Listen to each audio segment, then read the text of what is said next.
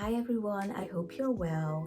I finished cutting all of my main fabric for my Karlie bikini swimsuit, which is the safeguard and the bikini bottoms. But I also had enough to cut the bikini top, the triangle top. However, I didn't have enough to make straps, so I'm living on the edge when it comes to these things because the requirement was one, I'll put it in the screen, something, because it was in yardage and I bought 70 centimeters. I don't know what I was thinking. I needed to buy 90. Oh well.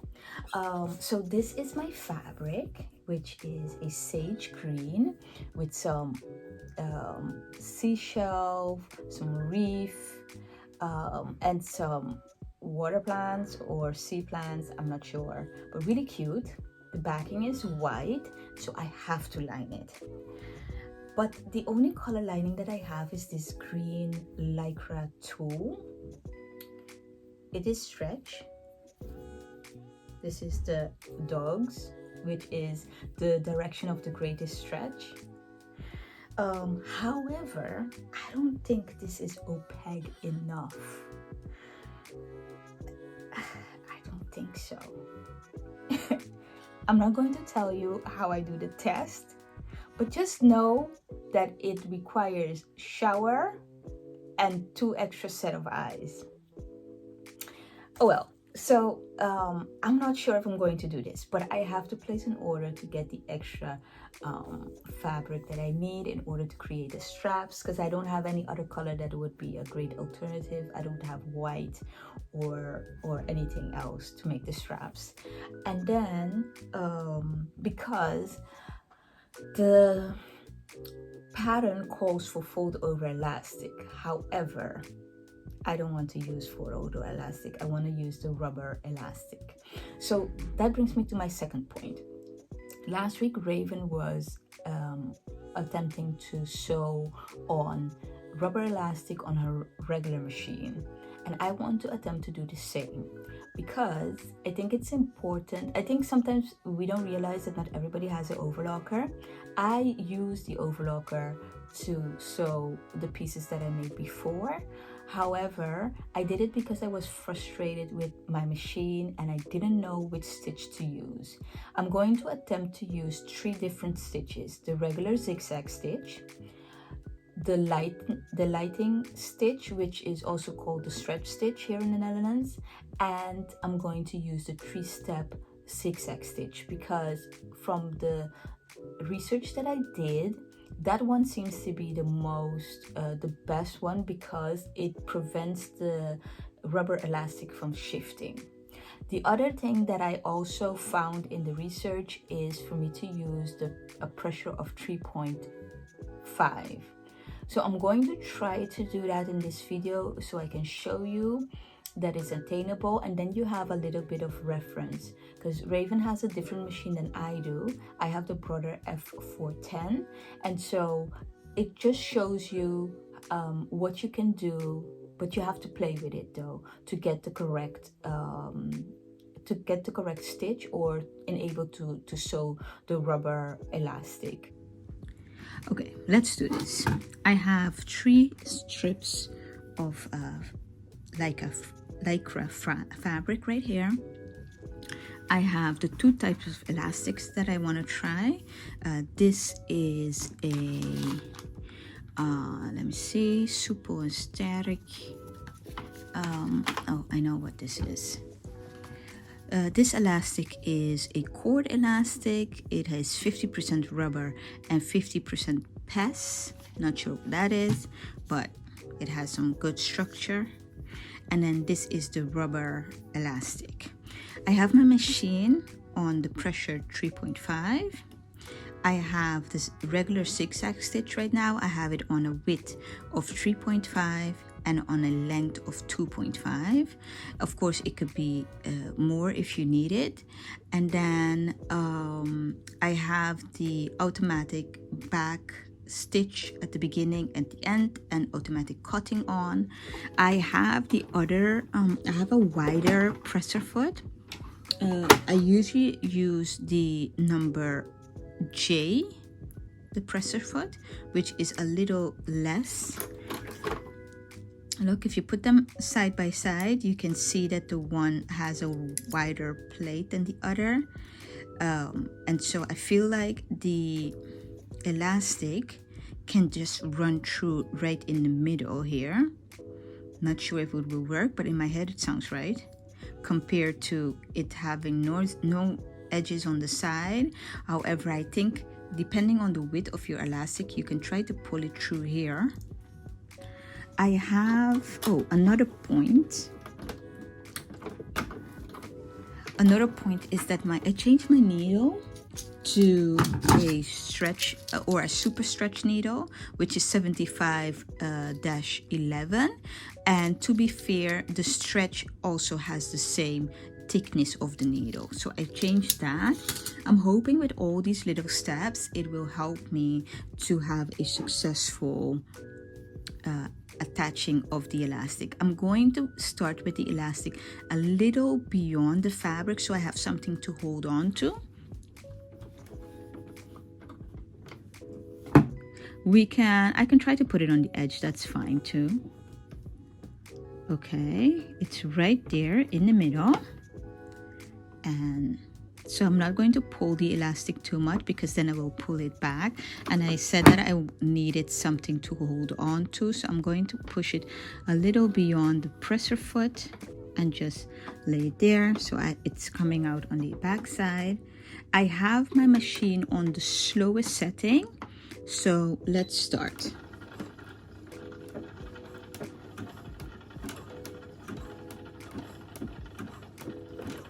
Okay, so I am pulling it in the back and I'm holding it in the front.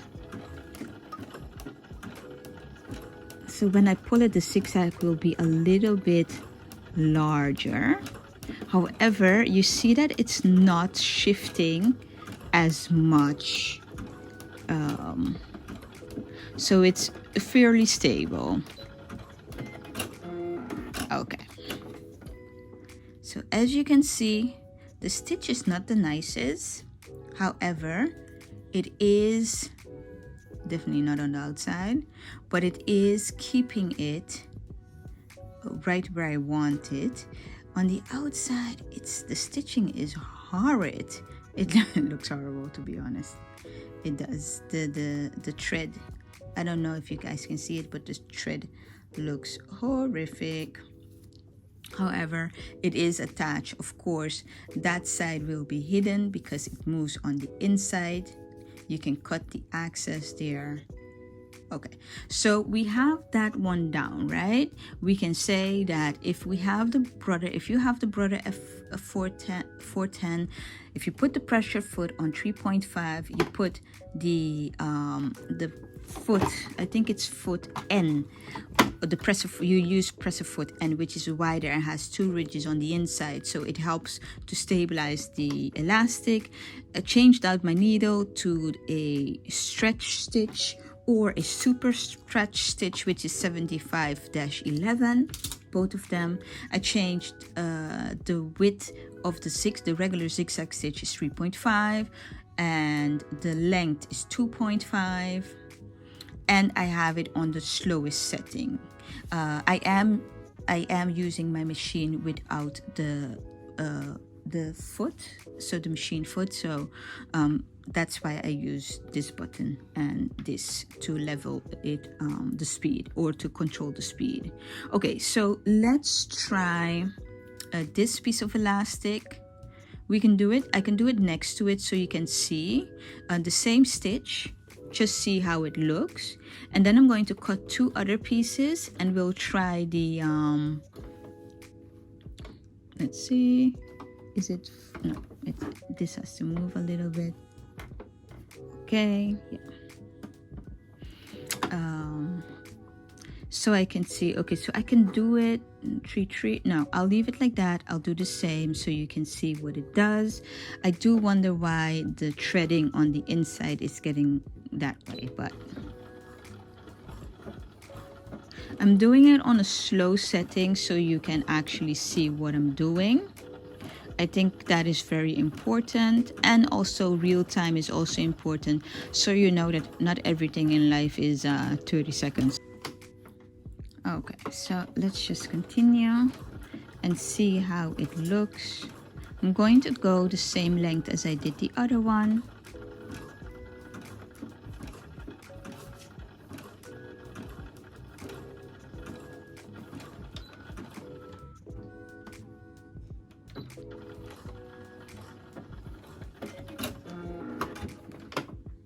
Okay, as you can see, this one looks better on the outside.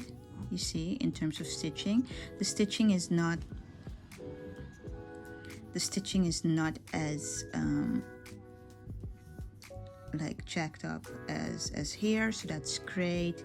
I still have the same length and width. Also on the inside it looks better than the rubber elastic, but that doesn't take away that you can't use the rubber elastic. We're going to do the same exercise, but then with the lightning setting, or the lightning stitch. That is this stitch right here.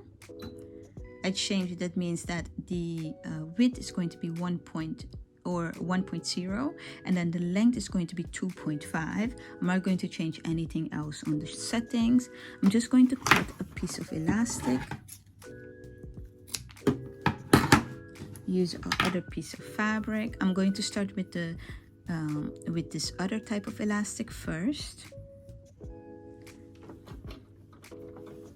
I mean, something that you can do that also helps you is make sure that you have the lower, so the bobbin thread ready to go. I got one dog that is just doing the most.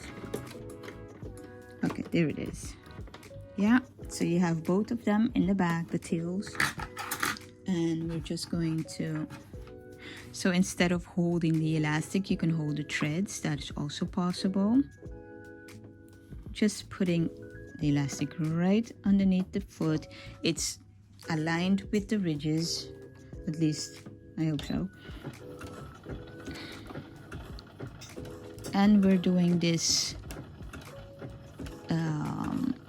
lightning stitch, which is narrow and very much in the middle of everything, so the sides of the elastics will not have the stitching. And I'm still pulling on the back, hoping that this will also help the lower the bobbin thread to work out correctly. I'm going to stop right here, and just to see how it looks pretty good. It looks really nice. Actually, it looks better than my original zigzag. If you look at this result, I hope you can it focus? Yeah. So if you look at this result compared to these two, I think it comes closer to the zigzag stitch, the regular zigzag stitch, but the one that in my second attempt, not my first attempt, which is not the rubber. So let's see how it reacts with the rubber band elastic, or I'm saying rubber band continuously, but I mean the rubber elastic, which is this one. Also cutting off a piece, putting it here. I don't need that much if I'm going to use the tails.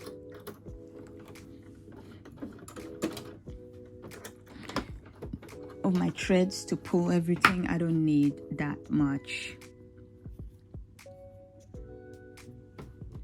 Okay, again,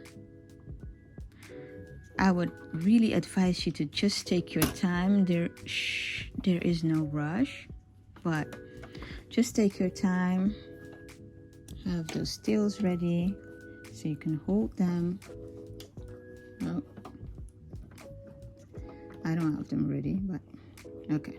It moved my elastic, but okay. Let me fix this. I'll move it a little more there.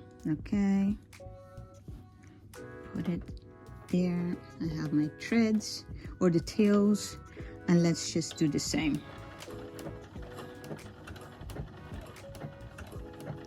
We're keeping the rubber elastic just steady with my fingers so that it doesn't move or doesn't have the need to move. And I'm just putting a little bit of pressure in the back where the tails is at. And I'm going just as far as I did the previous elastic.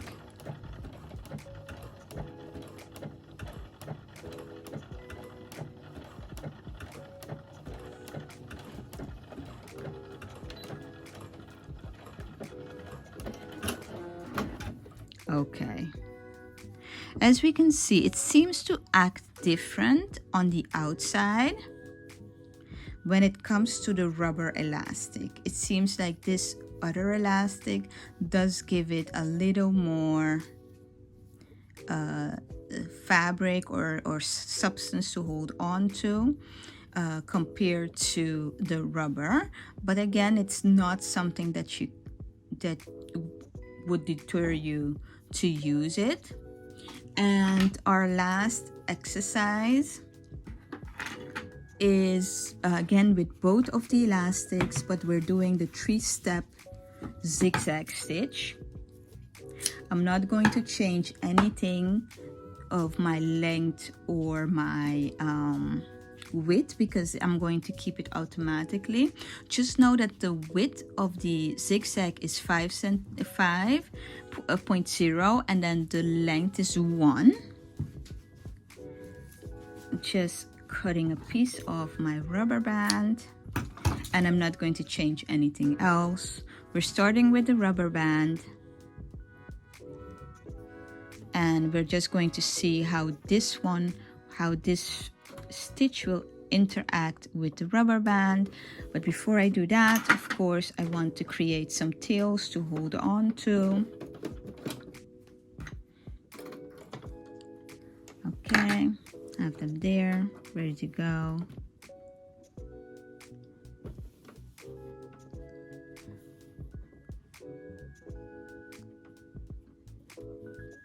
Okay, that's perfect. Yep, that's good. And I have my tails, and let's go.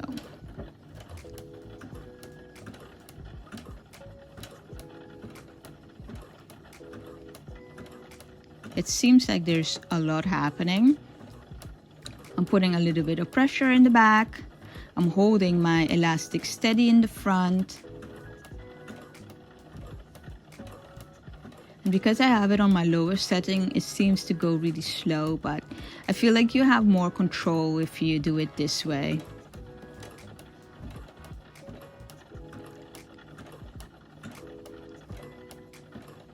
Okay.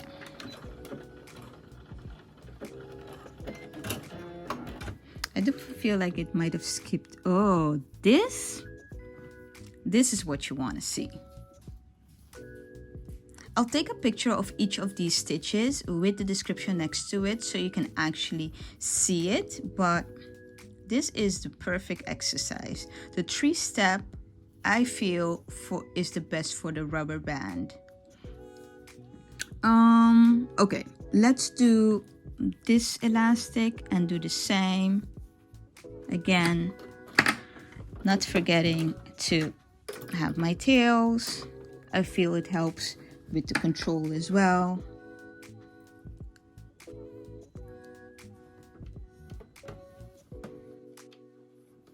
Making sure I place this correctly.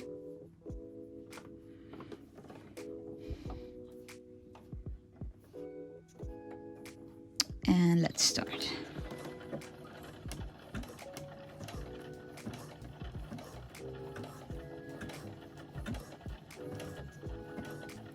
I'm just holding the elastic. I'm not putting pressure in the front, but definitely a little bit in the back.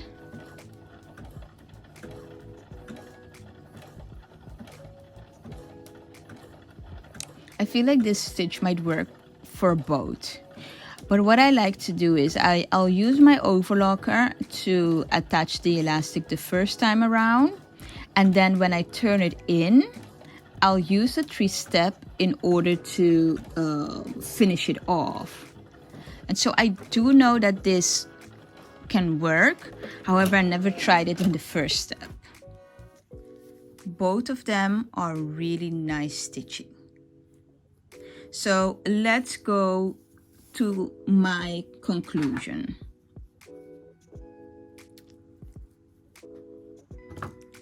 Okay, so depending on what you take, what you find is more important, right? First of all, it's important to attach your elastic in the less stressful way as possible.